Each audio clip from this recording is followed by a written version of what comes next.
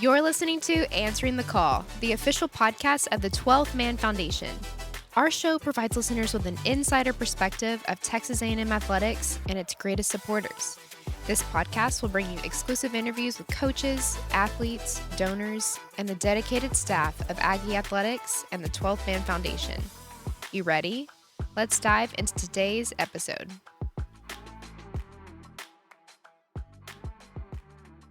Howdy, and welcome back to another episode of Answering the Call, the official podcast of the 12th Man Foundation. This is your host, Ivy Robinson, and today I am in studio with Aggie Women's Golf head coach, Gerrod Chadwell. Thank you for joining us on the podcast, Coach Chadwell. Yeah, Ivy, thank you for having me. You know, you're in your fourth season as head coach here at Texas A&M, correct? Yes. How has the journey been so far? 4 feels like 40 in some ways, and sometimes 4 feels like we're still in year 1. You know, this is a place, as I started my coaching career, that was always just, dream you could say dream job. It was just one of those that were definitely in the top 3 or 5 that I was striving to get to and could see myself, that being my last job. You know, grew up in small town Oklahoma. All my family went to Oklahoma State, and you know, I now joke because they know that, I think Stillwater's a poor man's version of College Station. With the same values, the same culture, the same people, just bigger, grander, more resources. But as far as golf goes, growing up, that was the mecca. You know, Oklahoma State, just both men's and women's just kept churning out great players and national championship teams. And so, you know, this was very similar as I got into Texas and Houston. And so, you know, just thankful that our paths crossed at a right time of they needing a coach and me looking to take another step. But, you know, the things that we have accomplished in the 3.5 years we've been here, you know, are just truly remarkable. And that's great staff. That's great support staff. Truly takes a tribe to do that, from donors to admins to players who buy in. Just, you know, it beautifully came together. And, you know, you wish you could go on the rides that we've went every year, but that's our challenge every August as we start. But couldn't ask for more from what the young ladies have accomplished. What do you love most about Texas A&M? Well, first and foremost, I'm 47 years old, and my wife plays professional golf. So Texas, the weather, my in-laws, her family's an hour away. Mine are in Oklahoma, but we have help close by. And we have a 6-year-old daughter who, you know, that's first and foremost for me. And just, you know, her to be able to grow up in a similar environment that I did, to be able to learn, be able to surround by people, make mistakes, but also just be around, you know, hopefully I'm sitting in the stands one day watching her do something great. But that's first and foremost for me. You know, when I took the job, I am not just thinking of myself, I'm thinking of 2 other people. So this is a place that I feel totally comfortable in her surroundings, and us being able to feel like we get our arms around that a little bit. Houston was a little daunting. It's possible, as I'm looking at Brandon Collins in here, he grew up okay. But, you know, I grew up in small town Oklahoma, so that's all I knew. So, you know, I'd say that's probably first and foremost what was so appealing to come here. I grew up in a small town as well, about an hour south of Dallas, so I can relate to just small community, the camaraderie, the people. Yep. You can't go anywhere without seeing somebody you know. But that's what I love about College Station too, is it still has that small town feel, but access to great shopping, there's food, there's good access to, you know, grocery stores. You're close to Houston, Absolutely. Austin. You're not too far from Dallas, but Right. it's centrally located. And yeah, you can still get anywhere. It's for my wife, she can get anywhere in the world, you know, with still being close to Houston. But you're right. It's just, you know, in Houston, you're competing with everybody. You know, the Astros were on a fantastic run. Here, everybody, it's awesome that you see everybody at golf, tennis, baseball, basketball, all these other sports. And it's familiar faces. It's those that care about your program, that care about you, that are interested in how my family's doing, and support our young ladies. So it feels like home in more ways than one. Okay, let's go back a little bit, because I want our listeners to get the full picture of your career and your coaching journey. So let's go back to hometown of Oklahoma. Tell us about your background a little bit and upbringing, and how were you first introduced to the game of golf? And all this stuff, God has an amazing sense of humor. And now at you know, here, to look back and see how the dots are connected in my life, you know, I always believe that everything happens for a reason. When I was young, my father passed away when I was 8 due to colon cancer. my mom remarried a couple years after that to a guy who played golf. My biological father, I didn't know him as a golfer. He coached baseball, football, basketball, and hunted. That's all I kind of really knew from him, from sport and recreation. Head of FCA, we were in church 3 times a week. That's kind of what I knew, my upbringing. And that didn't really change when my mom remarried, but golf came in the picture. I was a really good baseball player. Basketball is really my first love, but drawn to baseball because I was pretty good and my father coached that. But when you get into spring, you got to make a choice. And just as God has it, I can't really remember what happened, but started playing golf. I think it was 7th or 8th grade. I won every tournament I played in. And I was like, oh, this could be fun too. And I still couldn't tell you why I made the choice of golf, but I can tell you why now. Go through high school and have an okay high school career, but I didn't devote all my time to it. Basketball was my first love. So if the gym was open, I was in there. Get to senior year, which sounds late now in recruiting because kids are making decisions sophomores and junior years. I started going on visits and kind of fell in love with East Central University in Ada, Oklahoma, amongst all places. It was, you can relate to this too. It was a first-time head coach. He was young, and I knew a lot of guys on the team. So just felt drawn to that place. And then that was the first time I'd really started to devote year-round to golf and immediately got better. Was a part of really some great teams. We transitioned from NAIA to Division II. Went to the national championship, had a regional championship, won. We had a lot of great teams, a lot of great guys, and wound up graduating there, an All-American. But was kind of burnt out of playing golf year-round. As I said, never devoted that much time to it. Family means, like growing up in small-town Oklahoma, we don't have the resources to probably support something like that in a way. If I wanted to, I think we could have, but I just didn't want to go on that journey if I wasn't 100% in, and I wasn't. I was a little burnt out. My college coach left my senior year to go work for Dave Pelz, who's a world-renowned short game instructor, which is a facet of golf. It's really, if you can imagine, the shots inside 100 yards. So I stuck around and got my master's. He called and said, hey, man, you have any interest in coming and teaching? And, obviously, if you knew my background, it was a great fit. But that was in South Florida, a place that I had never been. We didn't travel a whole lot growing up, so that meant moving, really, leaving Oklahoma, which was home, and kind of going and starting my professional career outside of playing. So that probably leads to me getting into my professional work. Yeah, tell me about Dave Pell's golf and that opportunity. I mean, what was the transition like going from Oklahoma to South Florida, and how do you think that experience shaped and kind of paved the way to your first head coach position? For sure. I think playing-wise, when I was competing, I always had a really good short game. But growing up in small-town Oklahoma, I wasn't really technically taught how to do it. I just tried to surround myself with better players, and that's really how I really learned to play. We had a high school coach that we talked about before coming on here that really cared and was a good golfer. So he instilled a lot of things in us from just probably playing that we were able to mirror and watch. Moving was the first time I've had to do that, and I've done it a lot, feels like since, but going to school, where I went to school, was like an hour and 45 minutes, so I could go home and do laundry on the weekend, so that really was moving. Mm-hmm. I had a familiar face there with my coach and his brother. The teaching part was instinctively easy. The hard part was I'm very relationship-oriented. These students would come in for a day or 3 days, and really after that, you don't know if you helped or got better. So that was really hard. Living in South Florida, I joke now and say it's a great place to visit now that I know there, but I wouldn't want to live or raise a family, as we just talked about. So I was able to experience some things there. I was able to travel. We covered 52 different cities in the summer. So, I got to see the world on somebody else's dime. And, the one thing that I did realize is that, Middle America is what is home for me. And that's where I'm best fit as I started to get into my coaching career. And from that opportunity, you went back. Yeah. I call it my 3-strike job. Like I knew that South Florida wasn't for me.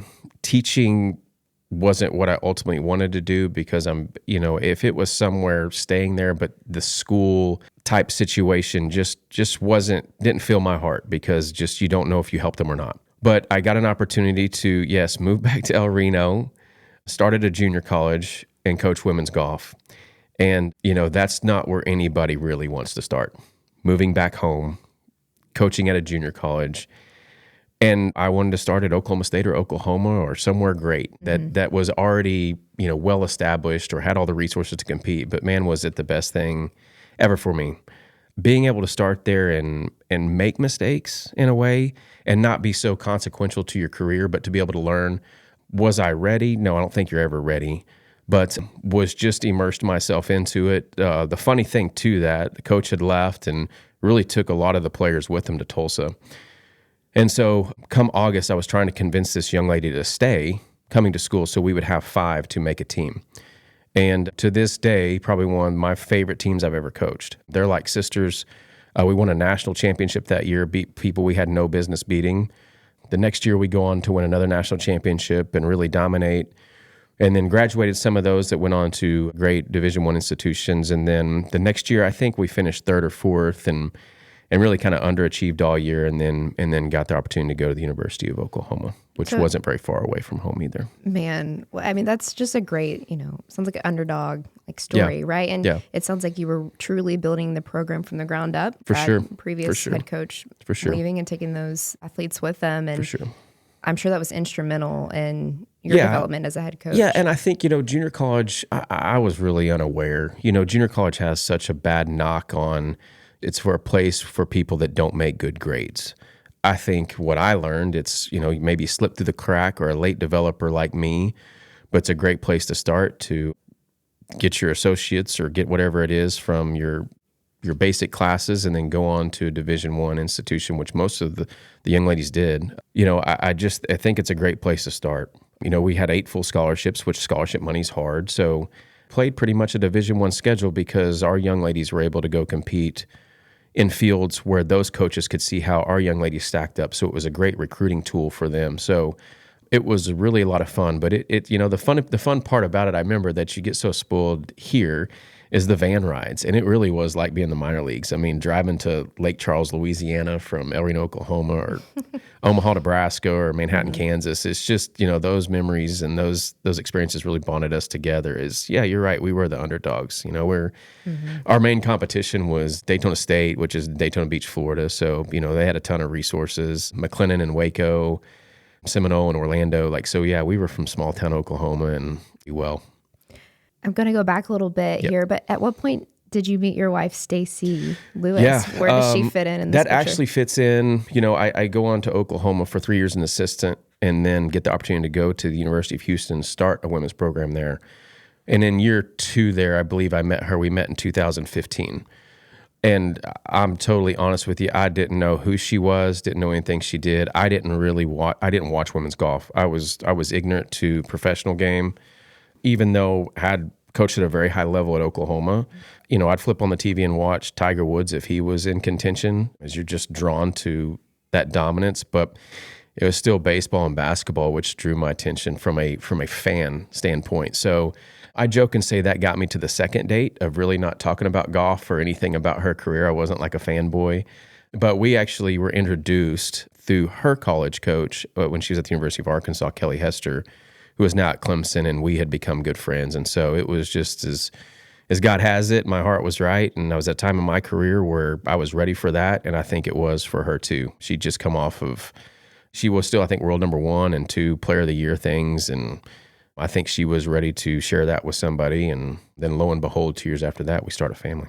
Man. Yeah, life comes at you fast. It really does. How do you think her being a professional golfer has influenced maybe your coaching philosophy or approach to the game of golf? Well, interesting enough, I would say it affected it in a negative way to start out. Just when I was exposed to that world, maybe I viewed the young ladies that were playing for me in that light, and they're not ready for that.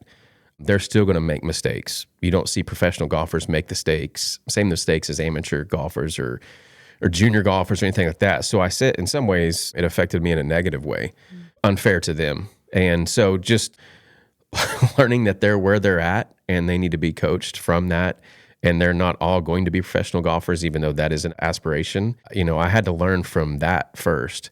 It exposed me to a lot of great teachers, a lot of stuff that I didn't know, just based on my upbringing and what I knew in the game up to that point. But for her, it affected me in a positive way because she truly understood what I did. I think that was the biggest thing that really helped, was that she truly understood what I did, the need to have to go at the drop of a hat, but also, man, it's hard. And she went through that experience too. So I say there was a lot of good and bad happened early, and now it's great. I've never thought about this until now, but is she able to be a mentor in a way to some of your players? I mean, crazy, I'm sure. Crazy enough, like as I say, basketball is my first love. It'd be as if, I was exposed to Michael Jordan all of a sudden. I'm not going to feel comfortable asking him questions or being probably around him. So I think some of the young ladies to this day feel that way, because it was lost on me. That's who they grew up watching. And being just like them. Stacy wasn't the best player on her high school team. So, she has a great story to tell of how she, went through the ranks and now is who she is in the game of golf. But I didn't know that. So there is probably this getting to know. So we would try to expose them to her. I sound like she's like we put her up on a shelf, but you just try to see that she's normal. Like, on official visits, the families come to our house and they see we got a 6-year-old that's out of control. And, Stacy just is comfortable in blue jeans and a t-shirt and being human. So you try to get, the young ladies that might impact our program comfortable with her early, so they can tap into her wisdom and just life, like as a woman and, growing up to be a professional and whatever, as being a mom.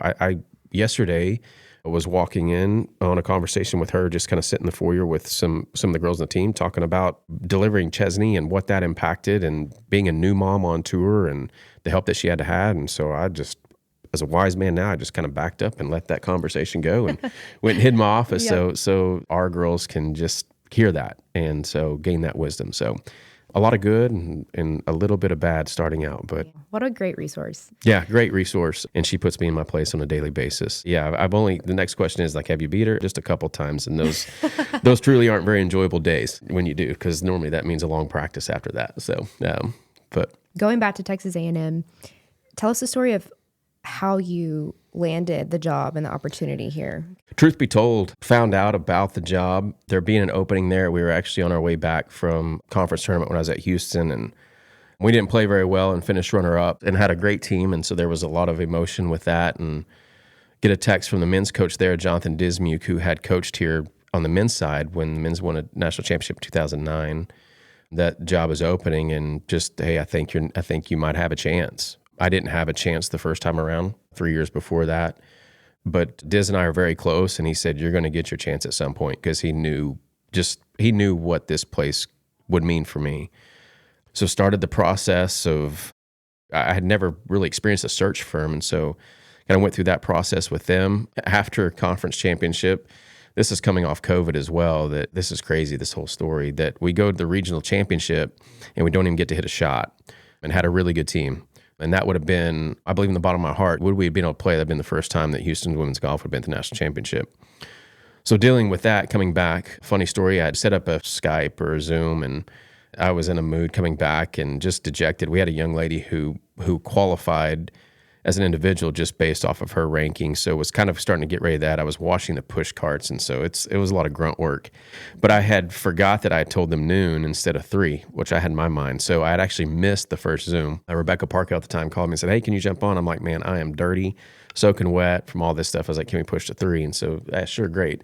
So we go home, and we had the Zoom, and I remember Wi-Fi wasn't working all that great, and Chesney was crying, and it was just like, oh my gosh, like, all right, God, this is my sign. And, fast forward, luckily you get to come on campus and talk with everybody then, and felt like I really did good a job in the interview. It was just, my question was, would they hire a male? And B, why me? I think I was a perfect fit here for what they needed, but, just those were my questions, and felt very comfortable going through everything on campus here, and found out pretty quickly, and there was a lot of joy after that. And you got the job, obviously. Yeah.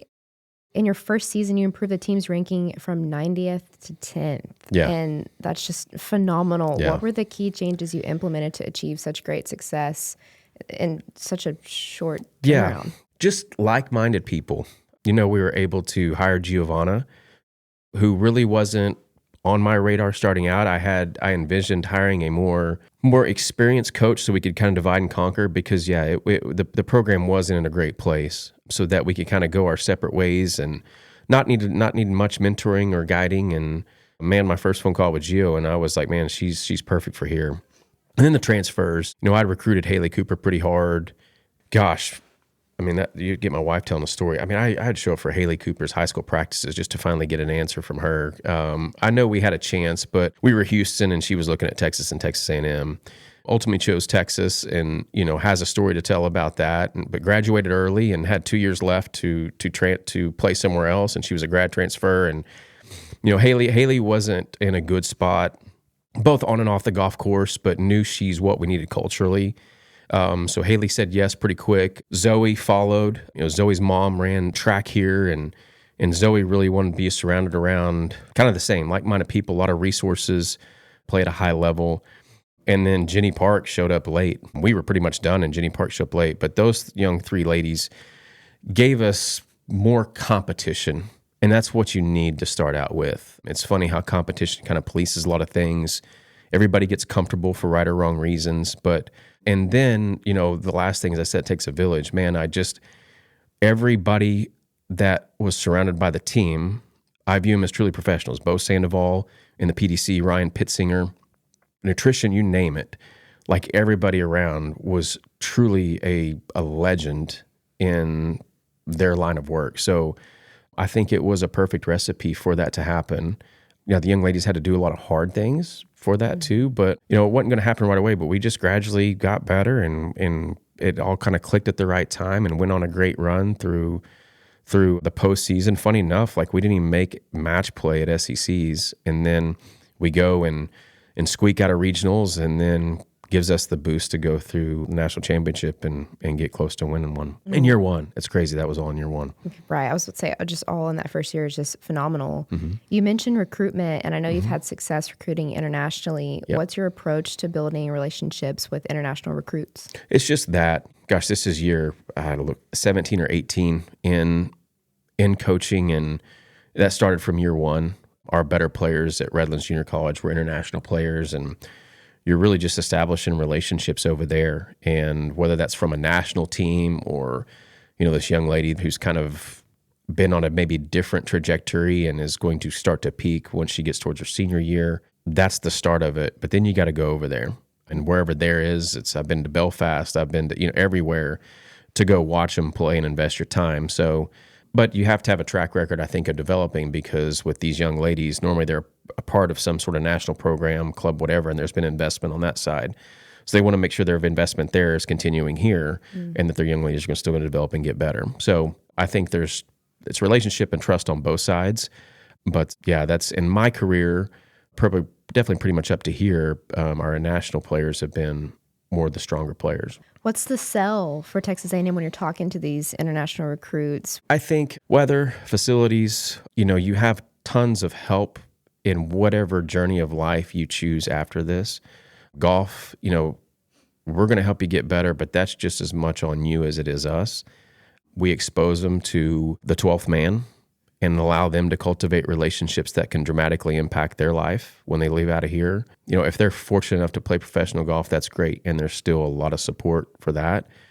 But you are one phone call away from, starting your professional career. So I think that is real. It's tangible. You see that when you get here. But I also think, for the lens that I view it through, as somebody dropping off their daughter, it's a very safe place. Education's great. You're going to be surrounded by people who care about you as a person, not just as, well, I guess we call them UINs here, your number. So it sells itself in so many ways. But I think, too, with now the new staff that we hired with Allison and Ryan, it's who we are as well. So it's we don't have to fake anything. I remember at Houston, there was only certain routes you took, and certain times a day you went and did that stuff. Like, it is what it is. There's really no red carpet. It is just, we're very hospitable. We're going to show you what it is. And if that's great for you, it's great for us. But if not, make the best decision for you. I don't feel like I have to sell. We just educate, and you make the best decision for you, because we're very secure in what we're going to do on this side of things. I want to touch on this really quick. You also led Aggie women's golf to an SEC championship in 2023. Tell us about that season and how the team achieved such great success. Special one. In golf, so it's hard to understand that in other sports you get used to this. There's one winner and one loser. For us, in a normal week, there's 14 losers and one winner. So for us to win a tournament, we've got to beat 14 teams in 1 week. So winning a tournament is very, very hard. Winning on professional golf is very, very hard. Sometimes a lot more things have to happen out of your control than in your control. That specific year, we won a lot of times. We won a lot of times in dominating fashion. We won a lot of times just because of what we went through the first year. The SEC championship has an amazing story of, I don't even know, we were in like 11th or 13th place after the first day and never blinked. And we just gradually, we got better the next day. I think we wound up being a number 3 seed out of 8 teams in match play and won dominatingly in the first round against Florida. The second round was against South Carolina, who was very tough, and that we won. We had 2 matches going at extra holes, and that could have flipped and went the other way.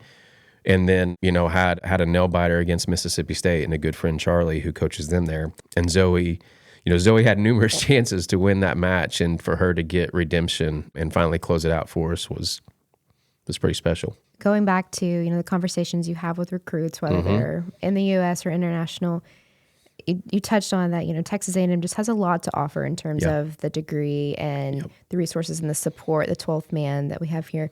Can you tell us how you've seen the support, 12th Man Foundation donors, how it's personally impacted your program in a positive way? Yeah, I think, the interesting thing, that the lazy answer would be they're, the money they donate. That is great. And they give that at an astronomical clip. But the biggest thing is, all of these people have come through an amazing walk of life and just their time. I think that's what's so special about this place is that, money's great and allows us to do a lot of great things. But man, I'm thankful for their time because that is the one resource that we all have the same amount of. And that's a choice that I think is sometimes harder than just giving money. I think sometimes giving money is the easy thing. So I'm very thankful for their time.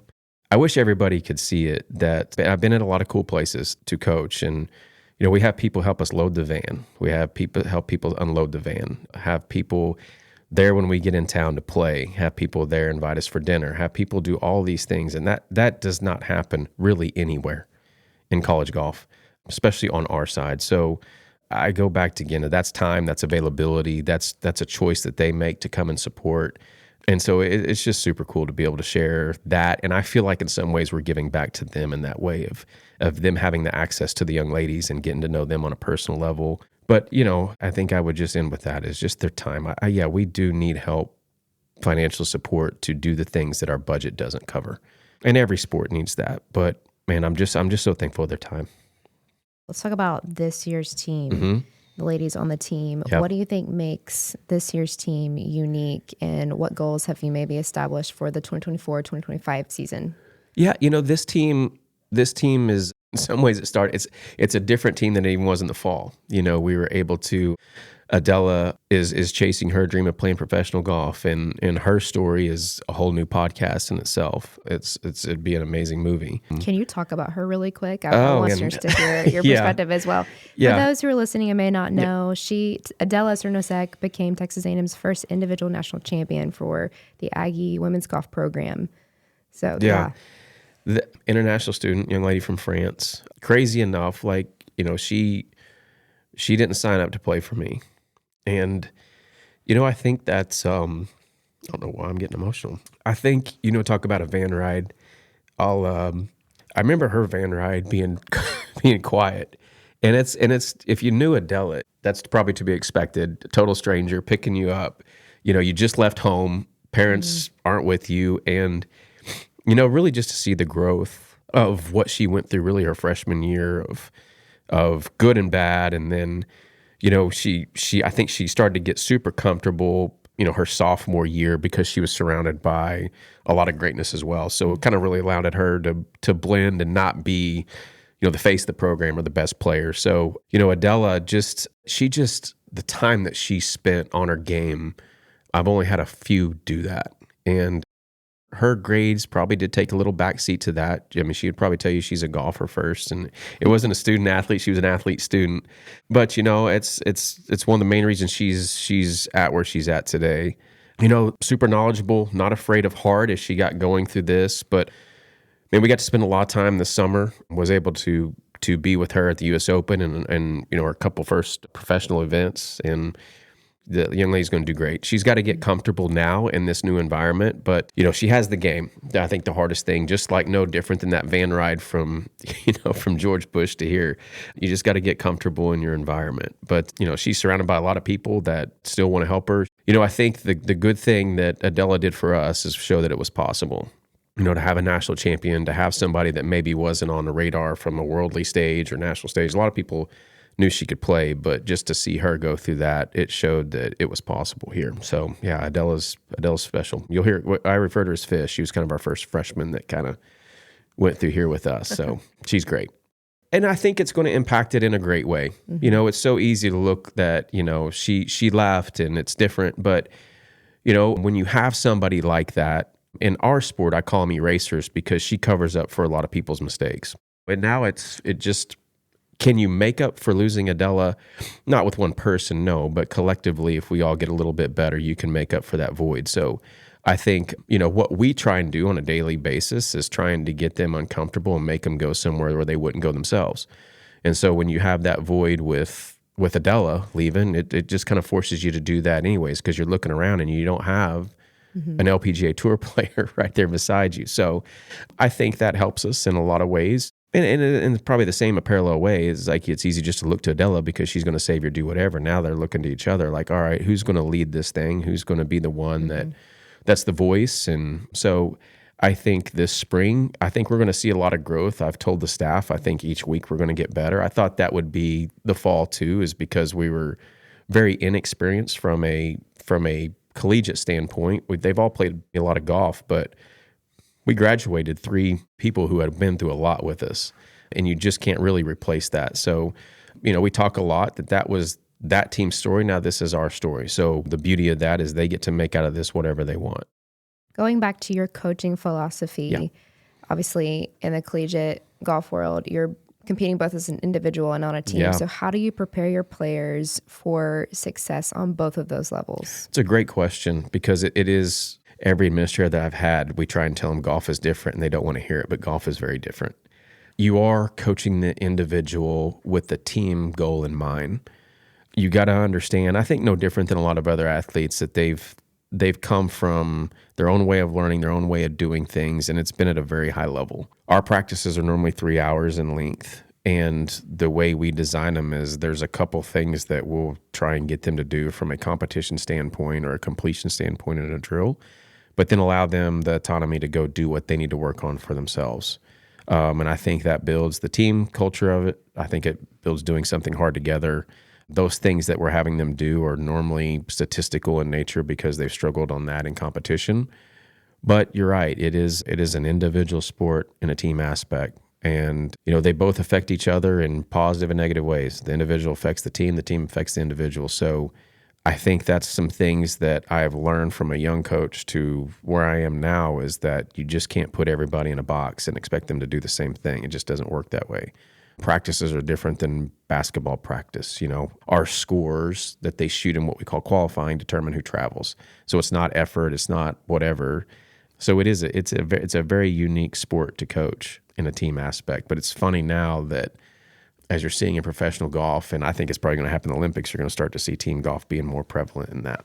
Mm-hmm. It's just, I think it's maybe more enticing to the watcher, the reader, the follower. So, it's at the professional level, the Ryder Cup and the Solheim Cup, which are USA versus Europe in professional golf, it's still probably the highest level of competition those guys feel like gals feel like they play instead of a major. So because of the team aspect to it, you don't want to let the team down, or your country or your university. So we're fortunate in that. Yes, we do coach individuals, we do coach teams. So it's you got to, I'm trying to tell Ryan and Allison, man, you better really get to know the individual before you go in that, because they have their own ways of doing that. And you try and, have everybody conform to going in one line is just really impossible. And in our sport, we have a lot of, I wouldn't call it homeschooling, but online schooling and stuff like that. So some of these young ladies haven't been exposed to a team yet either. So when they get to us, we're introducing that to them. Some of them have been able to play on, like a little junior team for a weekend, but they haven't had to be in a team for 8 months out of the year. No Yeah. offense to the listeners. There's 2 guys in here and there's 2 girls in this room. Coaching women is a lot different than coaching men. I'll just refer back to somewhere in this podcast where I said God has a sense of humor, that now that I have a wife who's a professional athlete, a daughter, and now I'm coaching women, I've been able to learn a lot. So hopefully I'm a better women's coach now than I was 17, 18 years ago. Staying on that note, Yeah. I mean, obviously you have achieved such success here at Texas A&M Yeah. with the program. What do you think is essential to building a winning team culture? Oh, man. Great question. Winning is, as I told you, it's so hard in our sport. What does winning truly look like for us? Man, we just had a long talk about it this morning. I think they got to know you care first. I think they got to know, I think they see me as a father, not perfect, before you can ever lead them. And I think they start to see that in the recruiting process. We know, and I feel like at this stage, I know more about life than I do golf. And that's truly what you're trying to help them with. So I think once we earn their trust in that, then we can truly start to build a team culture. And I think we've been able to do that pretty much everywhere we have been. And I say we, there's a lot of assistants and a lot of people in that. And that's truly the most enjoyable thing that I get about it. Like winning and losing, I've already won. I get to do what I love to do. I'm going to lose way more than I'm going to win in this sport. It's just the way it is, because there's way more losers each week than there are winners. But man, just trying to get everybody to, I referenced it earlier, go somewhere where you wouldn't go by yourself. And when I got here, that was hard. We had a challenge because whether we like to admit it or not, they weren't in very good shape, and culture was a huge part of that. And so you bring in a total stranger that asks you to trust them, and you have to do hard things. Some people didn't get to travel that had been traveling, but what we made them do is compete. Sometimes just on our side, it just seems to linger and truly affects the culture of everything that you're trying to do. So I think that is one of the hard things they have to do. And the second thing I think is very hard that they have to do is be gracious, be good hosts when kids come in on visits. Because you could easily look at that as they're bringing them in to take my spot. That's up to you. But we're trying to find the next Adela. We're trying to find the next Stacey Lewis. We're trying to find the next one. That's ultimately what we're retained on or let go on. So I think they do an amazing job of showing the best that Texas A&M has to offer, because that can easily go against you. Mm-hmm. You lose the team, you lose the culture. Your visits are going to be terrible. Parents and young ladies aren't idiots. They're going to notice it when they walk in. So I think they do a great job at both. I think they do a great job of competing against each other on a daily basis, and I think they do a great job of being gracious hosts when families and young ladies come in to check out Texas A&M. And if you do that, I think you're going to win, if that's what we're calling winning, way more than you're going to lose. And finally, to wrap up today, Coach Chadwell, many of our listeners are 12 Man Foundation donors, and people who are just plugged into Texas A&M athletics. They're engaged. They want to support. They enjoy following the teams. So what would be your advice to them on how they can support Aggie women's golf this season? For sure. The things that we kind of have throughout the year, it's more spring intensive. We have it's called our Aggie Women's Golf Club. It's our little restricted fundraiser that we do on an annual basis. And that's a great way to get to know the young ladies. They're on every other hole. We do a dinner afterwards.